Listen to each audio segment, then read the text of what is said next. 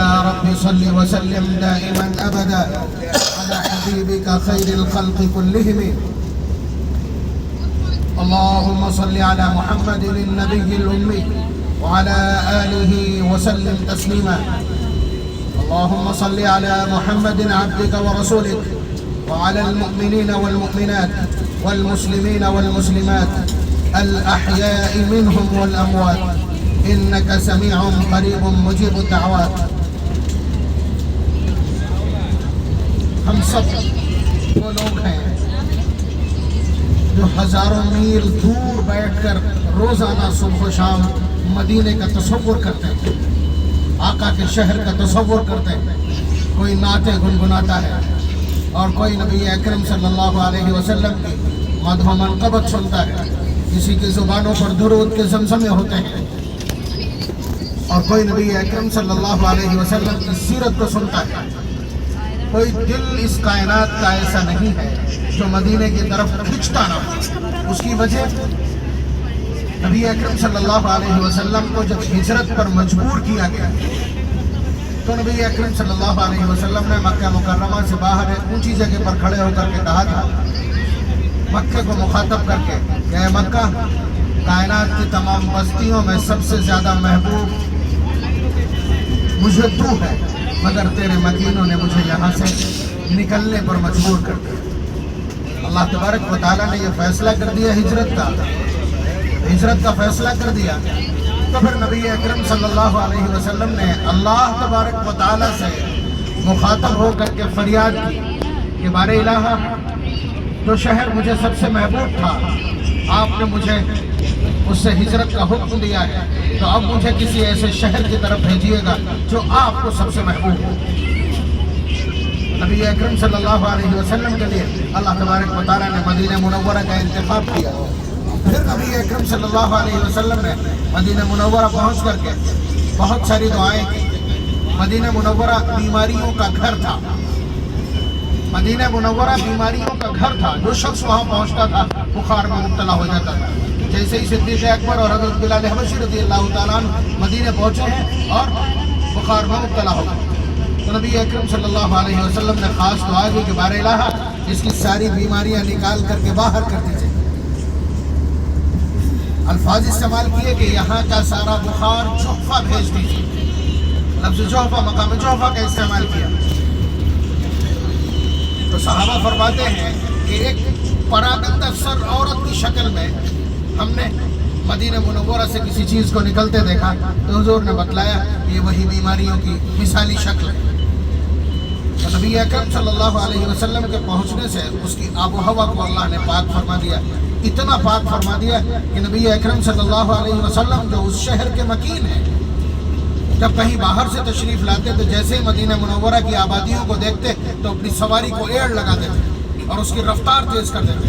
یعنی اس شہر میں پہنچنے کا اشتیاق خود امام الانبیاء کو.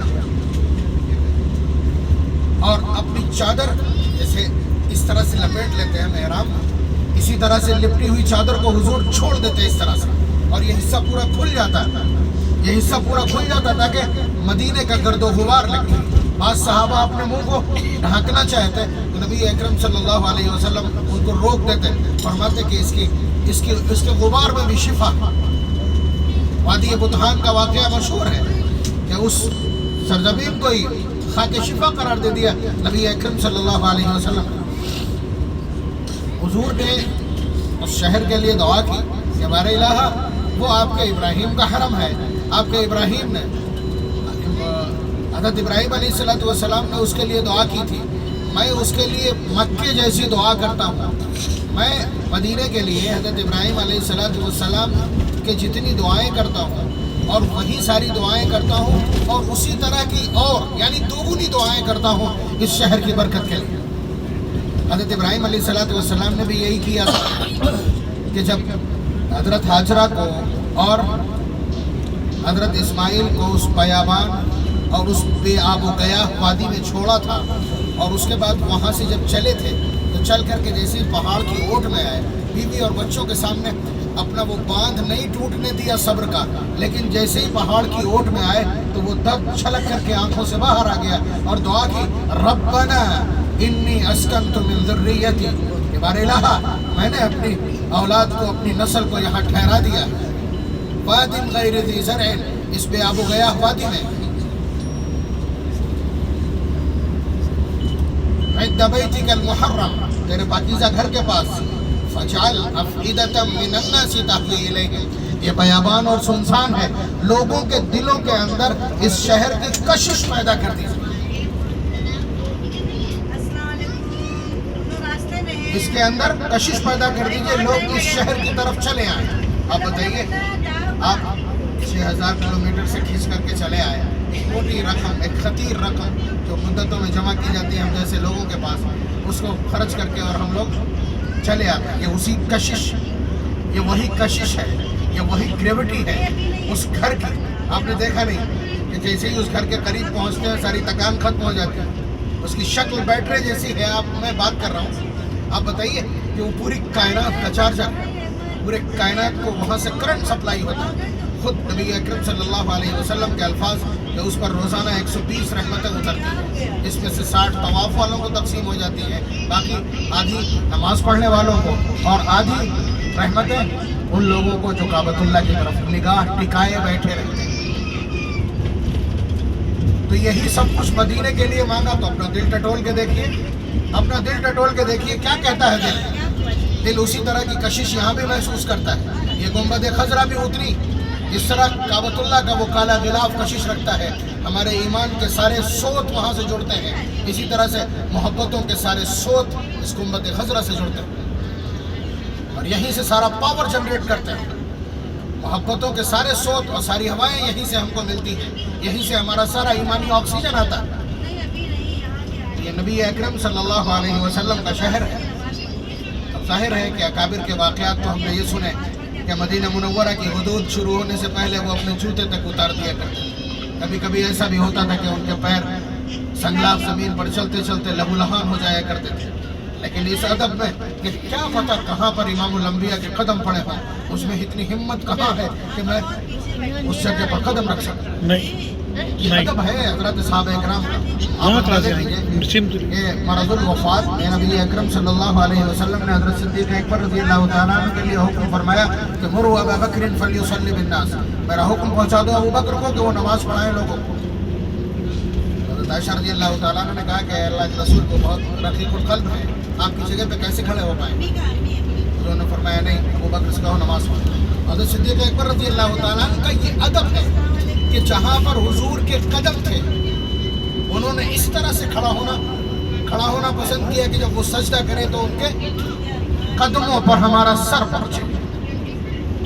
تیری معراج کے تو لوح و قلم تک پہنچا، تیری معراج کے تو لوح و قلم تک پہنچا، میری معراج کے میں تیرے قدم تک پہنچا۔ صدیق اکبر کا مزاج۔ اور اس کے بعد صدیق اکبر رضی اللہ تعالیٰ نے اپنے ہی زمانے میں وہاں پر دیوار کھڑی کر دی جہاں پر حضور سجدہ کیا کرتے تھے، تاکہ قیامت تک کوئی اس جگہ پر قدم نہ رکھ سکے۔ پرانا جو حضور کا محراب ہے، اس محراب کی دیوار وہیں پہ ہے جہاں پہ حضور سجدہ کیا کرتے تھے۔ اب آپ وہاں پر سجدہ کریں گے اگر موقع ملتا ہے تو آپ کا سر وہاں ہوگا جہاں امام الانبیاء کا قدم تھا، اور قدم وہی ہمارے لیے انتہا بھی، اس سے آگے بڑھنا ہم غلاموں کے لیے زیب بھی نہیں دیتے۔ بہرحال جس طرح وہاں کی عبادت تیسرا کلمہ اور چوتھا کلمہ تھا، اس میں اللہ تبارک و تعالیٰ کی یکتائی، ان کی تکبیر، ان کی تحلیل، ان کی تقدیس، ان کی تسبیح اور ان کی پاک بازی تھی، اسی طرح سے یہاں کی تسبیح اور یہاں کی عبادت درود پاک کی کثرت۔ اس لیے کہ امام الانبیاء کو خراج تحسین پیش کرنے کے لیے خود اللہ تبارک و تعالیٰ نے جو پروٹوکول طے کیا ہے وہ پارہ نمبر 22 سورہ احزاب میں موجود ہے۔ ان اللہ وملائکتہ یصلون علی النبی یا ایھا الذین آمنوا صلوا علیہ وسلموا تسلیما، کہ اللہ تعالیٰ اور اس کے فرشتے درود بھیجتے ہیں حضرت محمد صلی اللہ علیہ وسلم پر، اے ایمان والو تم بھی درود بھیجو۔ تو قرآن کریم کا حکم ہے، یہ آفیشیل پروٹوکول ہے نبی اکرم صلی اللہ علیہ وسلم کے لیے ہماری جانب سے۔ اور اس کے علاوہ ہم لوگ مواجہے کے پاس کھڑے ہو کر کے تن کر کے کھڑے ہو جاتے ہیں۔ اکابر میں سے حضرت علماء اور اولیاء اللہ میں سے کوئی ایسا نہیں ہے کہ جو کبھی سر اٹھا کر کے مواجہے سے گزرا ہو۔ اقبال عظیم لکھنوی کی وہ مشہور زمانہ نعت کہ جس کی خان کو آج تک کوئی نعت نہیں پہنچی، مدینے کا سفر ہے اور میں نمدیدہ نمدیدہ، اس میں جو کیا کہا ہو، چلا ہوں ایک مجرم کی طرح میں جانب طیبہ. ہمارے اندر احساس یہی ہونا چاہیے، احساس مجرمانہ ہمارے اندر ہونا چاہیے.